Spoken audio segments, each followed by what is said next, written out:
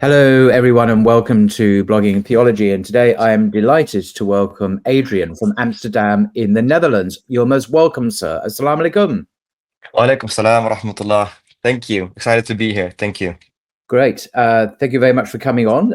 Adrien Brouwer is founder of Day Explorer, a platform that opens conversations about God and monotheism through dialogue, experience, and discovery rather than dogma. Its mission is to make faith talk normal again in Europe, healing what Adrien calls our collective God trauma and lowering the barriers that keep many from belief. Inshallah, we'll discuss why so many Europeans hesitate to turn their spiritual longing, which we've seen a renaissance of in recent years, towards belief in God, and how Day Explorer, your organization, seeks to spark that very first step, creating a safe, rational, and welcoming entry point for anyone beginning their search for meaning. But before we go into the larger European and Dutch context for your work, can you just tell us a little bit about your own journey to Islam? Yeah, sure. By the way, perfectly put, Paul. Mashallah. Really, I like the words you gave to it. Yeah, so about me, my name is Adrien Brouwer. Grew up in the Netherlands, middle class family, very normal in every sense. Also normal in the sense that not religion was not really part of my upbringing. I think that's quite abnormal to have in the Netherlands, which is a very atheist atheist country, quote unquote. To not have God to be a centerpiece of the family or upbringing in your life. And my parents gave me a lot of insight into different human values and always to be respectful of everything, and they kind of made me decide to go out and look for your own. So that's what I did. And basically, like I said, God was never a part of my life. But when I was around 18, I met a Christian guy in school who actually showed me for the first time that God can be something really positive in your life, that can give you hope and meaning, and take away some of the fears, maybe, of the anxieties that all of us feel. So I felt like, hey, I need more of this. I want to develop more of this. So I went into Christianity, obviously, because that's the most obvious choice. I went into the church and wanted to learn more. And I remember very vividly, I always went to church on Sunday after the service, because the service for me was a little bit too confronting, and I wanted to be after the service, and I just wanted to close my hands and talk to my Lord, really, and feel that connection. And I remember one day the priest, I came in and the priest asked me, what are you coming to do here? And I felt a little bit unwelcome in a way. And I said, yeah, I just want to connect with my Lord. I just want to feel the connection. He said, okay, fine, then go in. So in this whole journey, I started reading more about different traditions. So Christianity, obviously, but also about Islam and Buddhism and Hinduism and Judaism. Many different traditions I went through, and Islam kind of sparked something in me, because when I went into the mosque to meet the brothers, there was something that was really, now that I reflect upon it, I can really see what it was. But what was really special to me is that they didn't fear.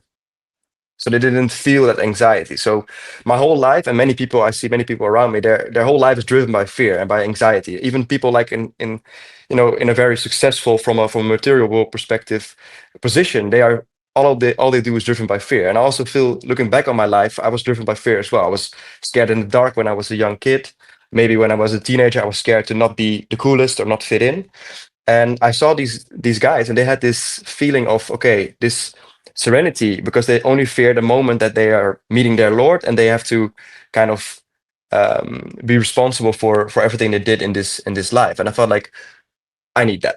Whatever they are on, I need that. So in this whole journey, like, putting a long story short, there were some concepts from the religion that really stuck with me. For example, not having the fear, the equality between the people in prayer, for example, and something which is really important to me till this day, the process of cleansing the self, of building the character, of tazkiyah nafs, the Islamic term for it, were really, really struck me at the right point. So then I think I was already doing my salat. I was already able to recite some surahs, and I was, for myself, already a Muslim. But then I decided, people around me said, okay, make it a moment in the mosque, make it a moment where you actually take the shahada in front of people. And I thought, okay, it's fine, I will do that. No worries, I can just do that. It's already, for me, it's already there. And then I did it, and I I cried like a baby, which I didn't expect, but I was really like, I never cried like that ever in my life. So that's when I really took Shahada publicly. So that's the story, long story short. Yeah, extraordinary, very, very, and in some ways fairly unique in the atheist society that you characterize Holland or Netherlands, I should say, as. But you mentioned before about how previous generations in the Netherlands carrying a collective God trauma. This is a very powerful phrase, collective God trauma. What do you mean by that, and how does it work out in day-to-day life in your country? Yeah, so that's something carried, I think, by the generation before. So the generation of our parents. So I'm a millennial, and a generation before. So let's say late boomers or maybe Generation X. They really moved away consciously away from the church. Yes. Because they felt like this church is just a dogma to control us. That was the Right. new notion. Okay, this is just a dogma to control us and to control how we think. And Mm-hmm. they had this concept in mind, which is also a very wrong concept, which we still suffer from this day when I engage with many people on a daily basis about these subjects, of a Mm-hmm. punishing man, astaghfirullah, but you know, a punishing man in the clouds that has, you know, that's only saying like, no, this that is not good and blah blah blah blah. And that's really the collective God trauma, how I dubbed it, that we feel in this country, and that we are the generation below the generation that feels the collective God trauma. But of course, it's always also painting our picture of the world, Mm-hmm. which you now see reviving, as you already touched upon briefly. You see now a new resurgence of people looking for religion and meaning, and that's really what we're trying to do with the Explorer. But this is extraordinary because I kind of assume, like maybe most of us assume, that religion will continue to decline in the West, has become more and more secular, more and more material, and more atheist, as your country is. But in fact, this trend seems to have halted. And in fact, in your generation, the millennials particularly, there is a resurgence in belief. In fact, far more millennials believe in God than older generations. So there seems to have been this turn, and it's not just a Christian revival. Obviously, Islam is the fastest growing religion in the world, but there is definitely a Christian revival, it seems. In some, we'll see if it lasts, see if it's just a spike of interest and it'll just go away again. But it seems to be a general spiritual quest rather than specifically Christian one, because so many people, we see this in Britain as well and elsewhere, are turning to Islam as well as Christianity. It seems to be a faith kind of exploration because of this vacuum that they have in their lives. So is that your sense as well in the Netherlands? Yeah, so I think that's spot on, because there's certain factors at play here. You know, one thing, for one, we are really looking for community. So I come back to the generational stuff. You know, I'm really also influenced by this thought. I think there's a great book, New Howie, about the turnings, and it's inspirational. You can really see the truth in that. But what you see is that the generations before us, they were really moving towards individualism, and now you have our generations, so millennials, Gen Z, they're craving for community. If there's anything we are craving for, it is community. That's why you have all these concepts in our modern day and age, which is about FOMO, missing out, not being part. This is one sense that we really feel. So we feel like we have kind of seen what individualism does, and we want to move away from that. So we're craving to have this community feel again. The other part is that we are craving to not be over optimizing everything we do in our life. We feel like there's a need for spiritual fulfillment as well.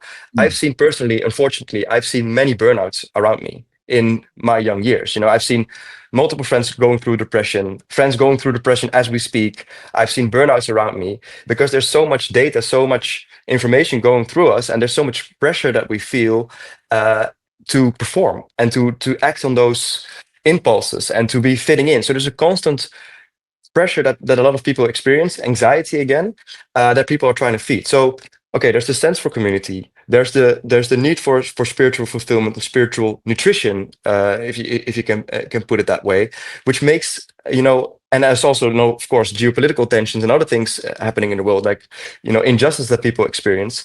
So that makes a perfect mix, a perfect cocktail for people moving back to religions, because they want to find a way to make it all, that it makes sense, and to feel that you're part of something bigger and that you're doing something for something bigger.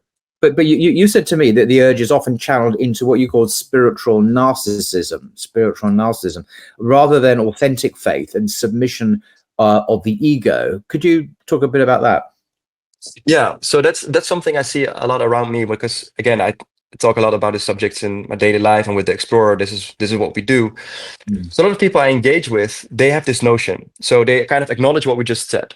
So they have this notion of moving towards a spiritual tradition to kind of feel at ease and to subdue the ego. Really, that's their goal in their spiritual conquest. So they understand these concepts. They understand the truth that we can all feel in these traditions.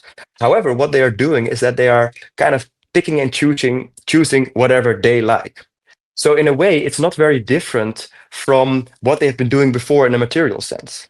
However, now they're shopping for spiritual stuff. So let's, just like a millennial goes to kind of feel that instant gratification, go online, order Deliveroo, order from whatever shop, Alibaba, you name it, to get some stuff to come in and feel that instant gratification. The same millennial is looking to shop for its spiritual needs and taking from whatever tradition they would like. So what you end up with is people say like, yeah, I you know, I don't want to commit to one organized religion or one, you know, one tradition. I like something of both. And then, but if you really ask them the question, like, why do you know, what guides you here? Yeah, it's my own feeling.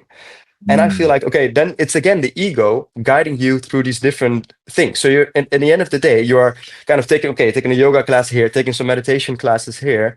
But what you're really doing is still listening to your ego. Whereas I think, and I believe this is very true and also empirically tested by many people that experience it, an essential part of really subduing the ego and finding the spiritual fulfillment is a sense of submission. So if you submit to a group with certain rituals, to a group with, you know, fixed frameworks, you are putting away something of your own ego for this bigger goal you're striving to achieve. Just like you and me, you know, there's no Muslims will be lying if we say, of course, some of them are. I'm not going to talk for all of us, but at least for me, I'm not always looking forward to pray Fajr. When I wake up, you know, early in the morning, I'm tired. I just slept a couple of hours. I have a young baby at home. I'm not always looking forward to pray Fajr, but I stick to it because I want to stick to it, and I feel that this is a good way to do and live forward. So I'm constantly in a Muslim world perspective, we are constantly subduing the ego, and I think millennials or my generation, Gen Z millennials that are looking for this and are just shopping around with like spiritual stuff on the internet, to put it very you know, simply, they're not really doing what they're looking for. They're maybe feeding more into the ego and trying to get the quick fix for everything they feel or goes on in their head. Because there are other barriers, not just our egos. There are cultural and linguistic distances from Islam as well, an extra barrier for people seeking to understand and approach Islam. We both know this from our own personal experience. But what are some of the common misconceptions in your experience, or fears, that block the path to discovering Islam for themselves? Yeah, so I think the biggest thing, and I think that would be my biggest mission, me as an individual, but also with the Explorer. If there's anything I want to leave behind, I want to showcase that Islam is a spiritual tradition that fits into every culture in its own way. Like, you know, the message came from mankind. It didn't come for Arabs or Asians or anything of that sort. So the biggest misconception that people feel or have is that it's a foreign thing, it's an exotic thing. And I think we as Muslims also play a part in this, because, you know, we are sometimes so confined to how the invitation or the message, the dawah, must look like, that we kind of put it in the context or in the framework that may apply in a different country altogether, but it's not indigenous to the countries where we're where we're conveying this message. So I think the most important thing is, for when I tell people, like, for example, for my Dutch culture, I would say Islam fits needlessly. And there was one man who said, I'm not sure this is hadith or where I picked this up, but he said it's like, consider it like hairs. Like, the culture is like hair. So the culture fits, and whatever hair is not in line, you just align it a little bit to make sure it is in line with what the tradition guides us to do. So when I look at my Dutch culture, there's many things in our culture, many things in our values that makes it a perfect fit for Islam. And people give me some examples in your Dutch culture that there's a perfect alignment. So, for example, in our Dutch culture, there's a notion of not showing off, not being seen as better as the other. So you have people are always surprised about this. Our prime minister goes with bicycle to work.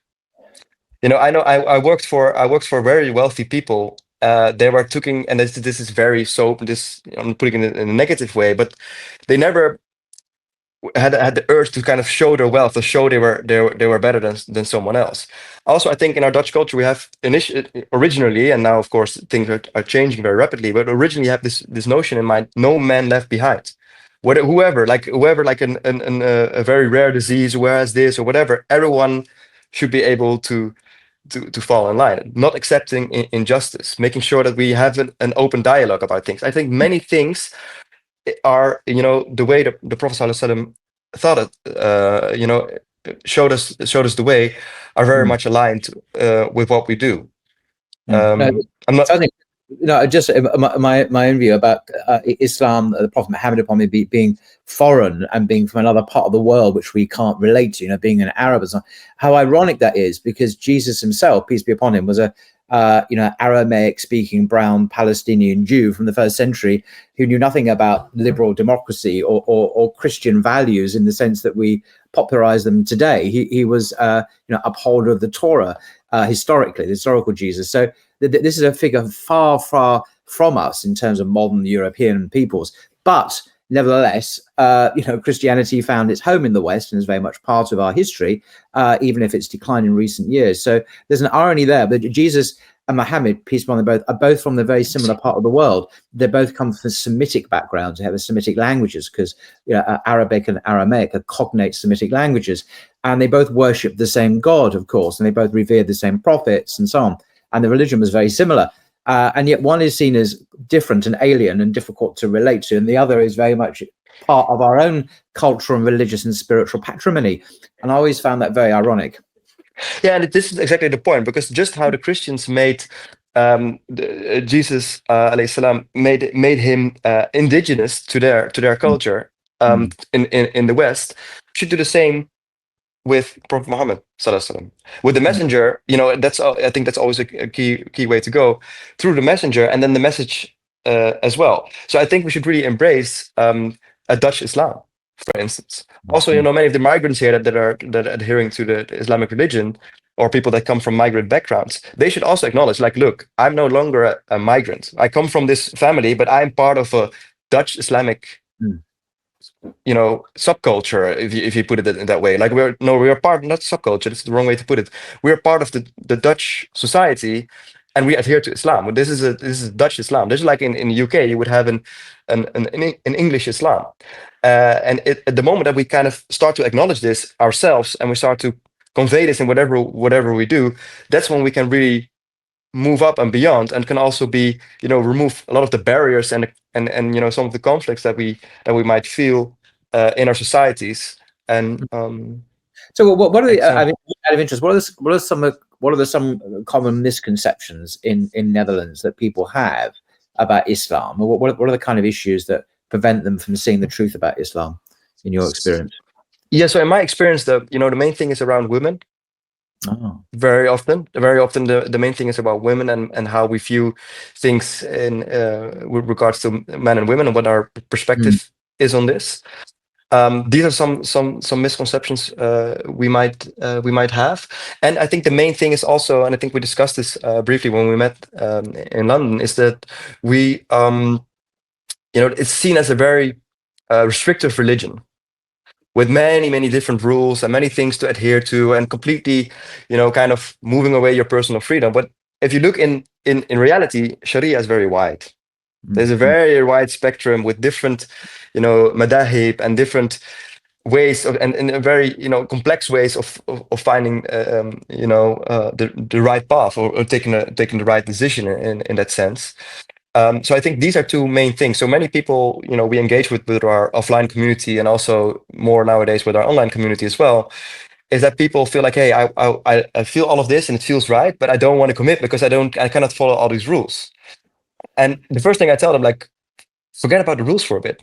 If you just believe there's one God, and there's prophets, and there's Muhammad is one of them, and the last one, you are there. Just accept this truth, and just make a little, like, consistent act every day of engaging with this truth, and you will see. Just like the Prophet himself did, sallallahu alaihi wasallam.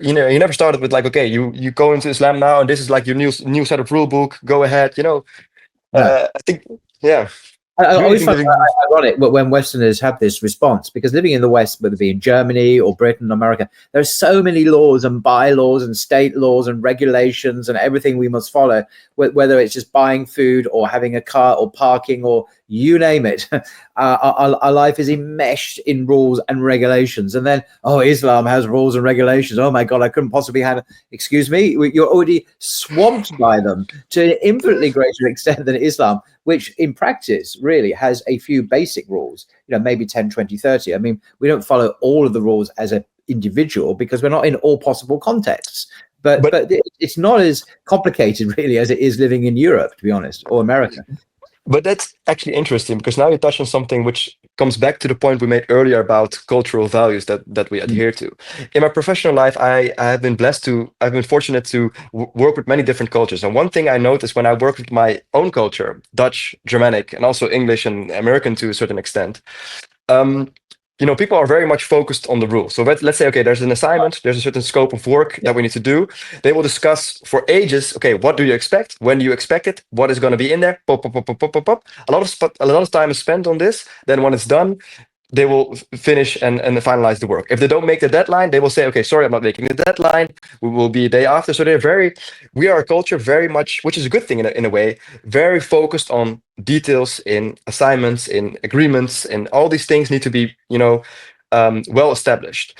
This is also, I think, why some of the Dutchies and, maybe German, Belgium, they feel they cannot take the step to take a shahada, because they feel, okay, when I go in, I'm going in fully, I'm taking in all the rules and I should know all the rules, etc., etc. Whereas you look in other cultures, for example, where I work with, they're like, okay, cool, we get the assignment done, it will be too late, and there will be many meetings afterwards to kind of tweak and go ahead. So maybe this is, I think we just discovered one of the cultural values that is essentially a beautiful thing, but it's also stopping us from a way, and that's really pushing us to reposition the narrative in a way that it's more accessible and more doable for people in the West. So, for example, we've seen a resurgence in also the popularity of Buddhism, because it allows for a lot of leadway for people to go and discover in this whole journey. In Islam, we should always, I think, we should position it from the same perspective. Start with the shahada, start with believing, start with those kind of stuff, and then we'll move forward from there. Yeah, this is the son of the prophet, clearly. I mean, this is not, as you say, he didn't present people with a rule book. That's not how it happened. He spent years living with people, training them and gently introducing them to various things. And then the next stage and the next stage. It was a process, a journey that took time rather than all in 1 second. No, absolutely right. But I remember you, when we actually met in London several days ago, you mentioned something else which quite disturbed me, actually. I didn't expect in Holland, if I'm or the Netherlands, I always get confused. But women wearing hijab, and this was a big issue for many people in your country. It's stigmatized, and there's hostility towards women who wear headscarves. And it strikes me in London we're much more. I'm not kind of boasting, but in the UK we're much more relaxed. So it's simply not an issue, to be honest. But Netherlands and England are quite similar. So we share many historical events. One of your people became a king of England some years ago. But this is a real issue in your country, and it's not in ours. Why is that? Why is there this hostility towards women wearing headscarves? Yeah, so I think there's multiple facets here. I think one of the main things, which is, again, I referred earlier to the concept of women. There's a portraying of the hijab as being an oppressive tool to be, for example, I remember years ago I took an elderly man. I was a Dutch man. He was in Morocco, and he was meeting. I was with them in Morocco. It was a Dutch man, and we were meeting a family. And the family, the lady, the man didn't want to shake the hand of the lady, and the lady didn't want to shake the hand of the man. And he was interpreting it as in a way like, hey, yes, that's because they see the man higher than the women. And I was coming back to him like, look, that's not what happened here. What happened here is out of respect, they didn't want to shake the hand. So I'm just giving this example as there's such a big, deep misconception of what these concepts from Islam mean. Yes. So, for Yeah. example, many people are shocked. Like, sometimes I'm talking with like 10 white Dutch people, and I tell like, look, I never met in my life, I never even met or spoke to one hijabi lady that's being forced to do so by her parents or her brother or whatever. I'm not saying it never happens, but all the cases I ever spoke to, it's always their own devotion to Allah. And there's a big misconception that all of this is like an oppressive means. So now what happens is that when these women are wearing this hijab, there are two things. There's the concept of, okay, these women are being oppressed. And then the second concept is, you're the source of my problems. So, for example, like Geert Wilders, he got a lot of votes in the last election, and that's a lot of people basically saying quite literally, you guys are the source of our problem. When I go with yes, Muslims. So when I go with my wife, and it's painful for me to see, and I admire her for how she's able to cope with this. She's third generation Moroccan, and she lives in this whole country her whole life. She's more Dutch than anything else, but she wears a hijab, and when we go somewhere, the kind of look she gets in certain environments, I admire her for her strength. So we were in the north of Netherlands somewhere on a boat, and there's like only Dutch people, and I came in with her, and everyone is looking at her to, hey, you're a problem, and I'm the one getting angry in a way, like, what is happening here? But I'm also the face that they see, that they kind of, it's kind of okay. Oh, he's with her, so they kind of okayed her now.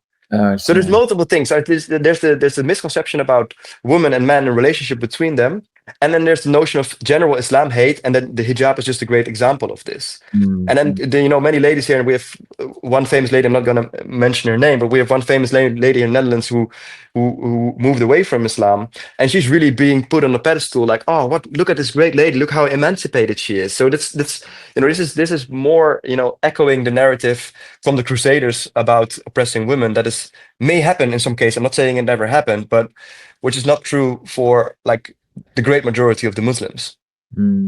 Yeah, it's truly shocking and upsetting, actually, that people just don't want to learn about what Islam actually teaches and why women wear hijab, and call the modesty. The injunction to be modest is there for men and women, is clearly in the Quran.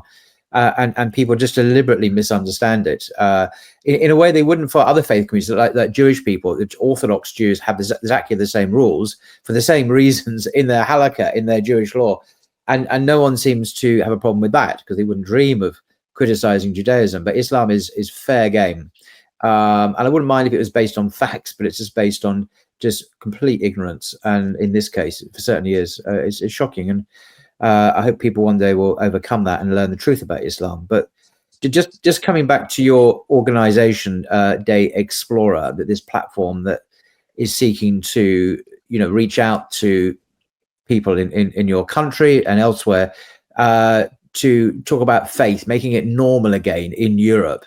I mean, how do you do that in practice? Well, what form does your organization take?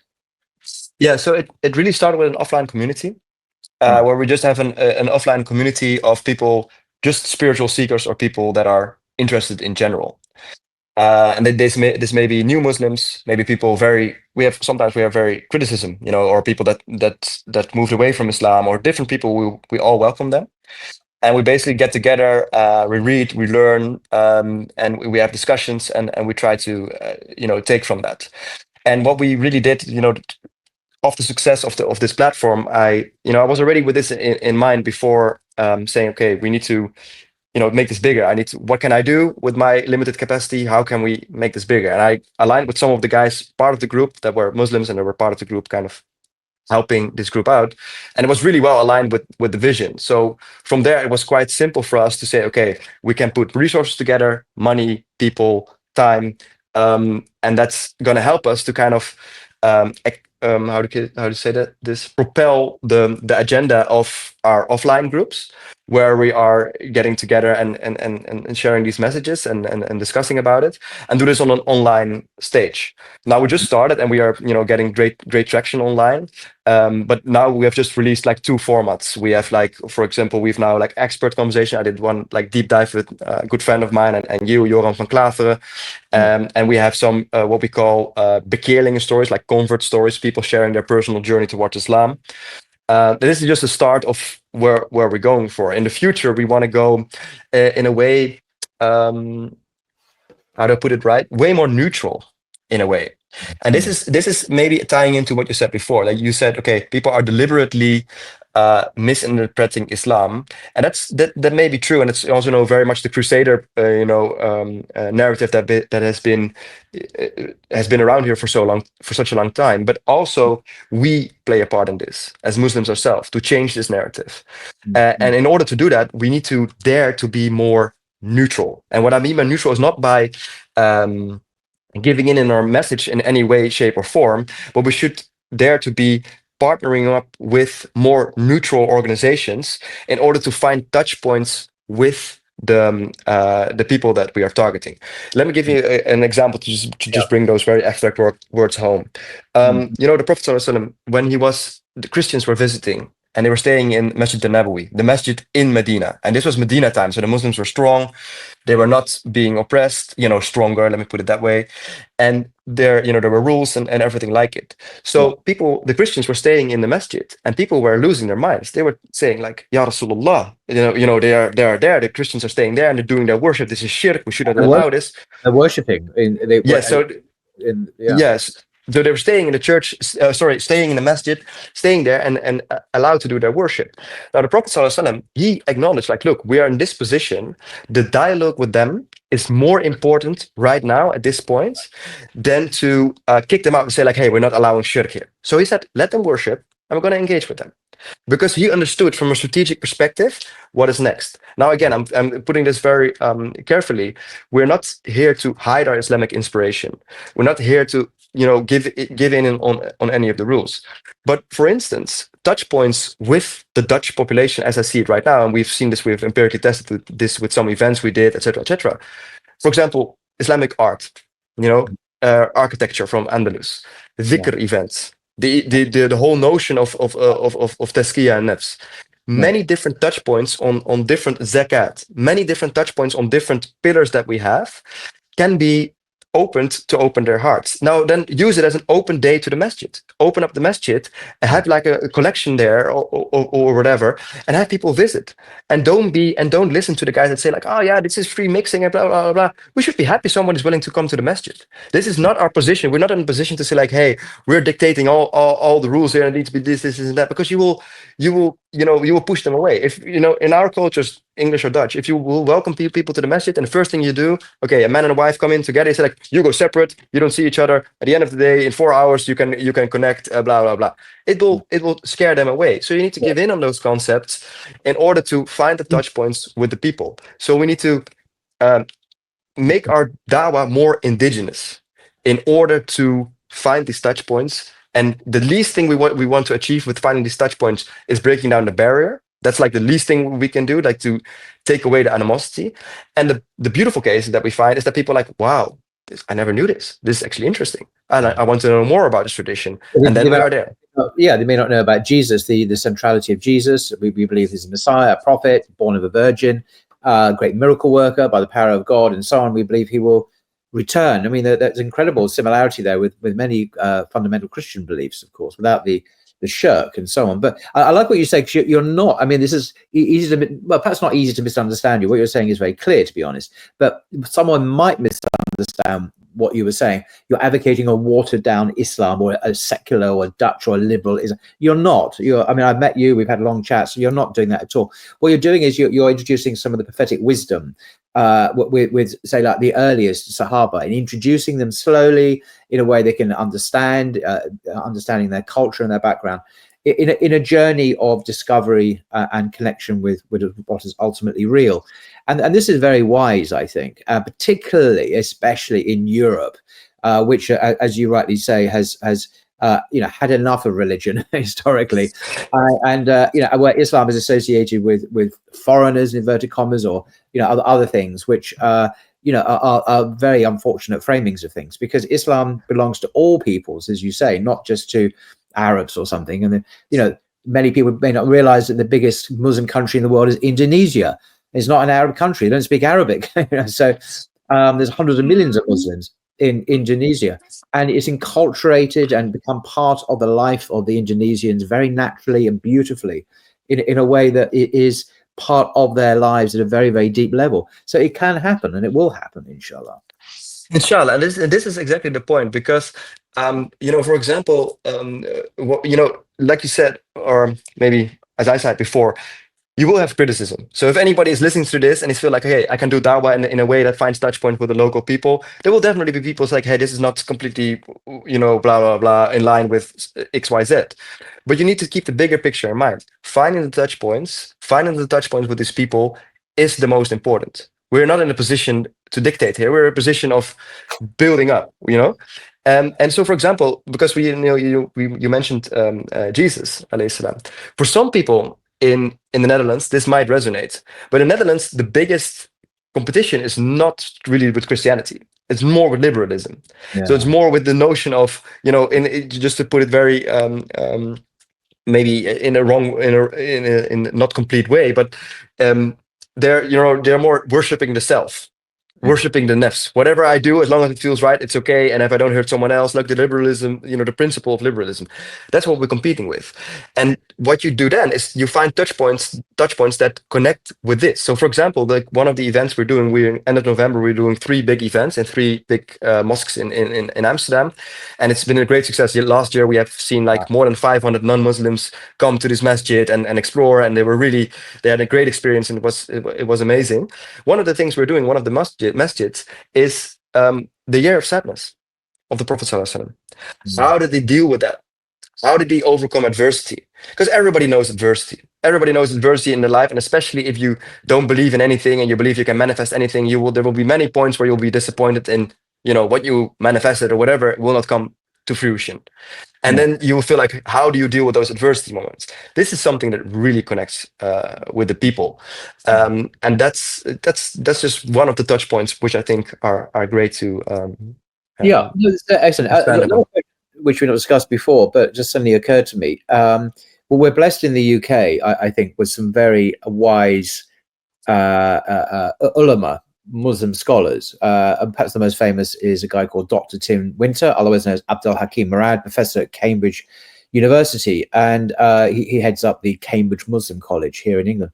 And I mention him because, that we have scholars, and there are many others. I'm not saying he's the only one. There are other scholars as well that we, if we have to, we can turn to for guidance, for even kind of personal rulings. But what do we do in our particular context, given that we live in this community and these are the pressures? Tailor-made fiqh, tailor-made ijtihad, and so on. Do you? I mean, forgive me for asking this because I simply don't know. But do you have that in the Netherlands? Do you have an ulama, a scholarly people that you can approach for? Because Islam is adaptable to a culture within limits, of course. We don't just import, say, another model, say from Saudi Arabia, and just plonk it into Europe. We want an indigenous understanding, which is still Islamic, but nevertheless understands the culture and the customs of the people of England or Netherlands or Germany or France or whatever. Is that dialogue, is that process in action in the Netherlands? Yeah, so it is, and people are trying, definitely. But I would say UK and US is way more institutionalized on this perspective. So this is something we really need, and we need to build the foundations to bring it there. So let's say we go back, right, to how Islam got in the Netherlands in the first place and how I ever got exposed to it. It's obviously thanks to the migrants that brought it here. Yeah, so Indonesia was not a great, even though they were previous colony of Netherlands. It was a colony of Amsterdam, country, wasn't it? Yeah. Yes, but it was not a great influx of Islam, because then the Indonesians that came here, they were not really adhering to the religion as you might see in Indonesia today. So there was not a really great influx of Islam. The great influx of Islam came in the 1960s with the Turkish and the Moroccan migrants. So these guys, hats off to them. They did all they could because they were working for their families at home. They were economic migrants. They didn't have much. They didn't come from high backgrounds. They still managed to put some money together to build our masjids. And that's, all thanks to them. Yeah. However, what I'm thinking, the generation that came after that, that's where we That's where we lost some of our stride. They should have been, and not here saying like a whole generation is wrong, but just reflecting upon what happened. They should have been more akin to the fact, okay, if we are importing just some, let's say Najdi dawa or any dawa from any other country, it's not gonna help. It's not gonna cut it.